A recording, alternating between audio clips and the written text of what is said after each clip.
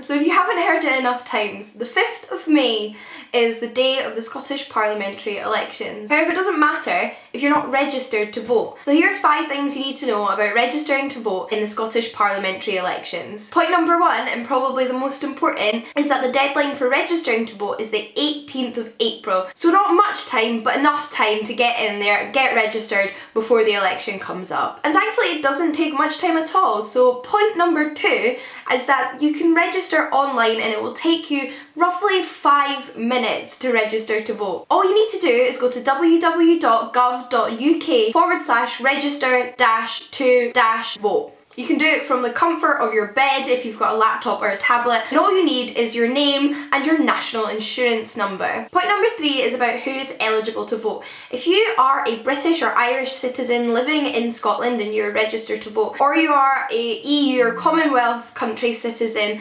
with indefinite leave to remain in Scotland, then you're also eligible to vote. That's because these elections affect you. If you live here, they affect you. Point number 4, however, is probably important to those of you who are Scottish citizens but are perhaps off travelling for a week's holiday the week of the elections, or maybe even away for a year abroad in Australia, having the time of your life. Since your plans are to come back to Scotland, it's still important that you vote in the election.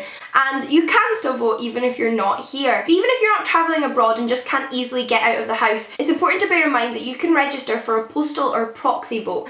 So if you can't get to the polling stations on the day of the elections, not to worry, there are 2 other options for you. And you can pick one of these options when you're registering to vote online. First is a postal vote, where you get your vote posted to your address and you then fill in your vote and post it in your letterbox. Secondly is a proxy vote, which might be of use to a lot of you who are out of the country, which is where you give the name of a proxy voter. So perhaps you trust your parent or your significant other to vote on your behalf because you can't make it to the polling station. So they will go to the polling station with both their own polling card and their proxy vote on your behalf and submit your vote as you have asked them to, along with their own. Super easy, so no excuses. Which brings me to my final important note on registering to vote this year, which is in fact the biggest change to the voting system in Scotland this year, and that is that you're eligible to vote if you will be 16 or over on the 5th of May. Up until this point, the Scottish parliamentary elections, like the Westminster elections and EU elections, required you to be 18 or over to vote. However, for the first time in the Scottish parliamentary elections,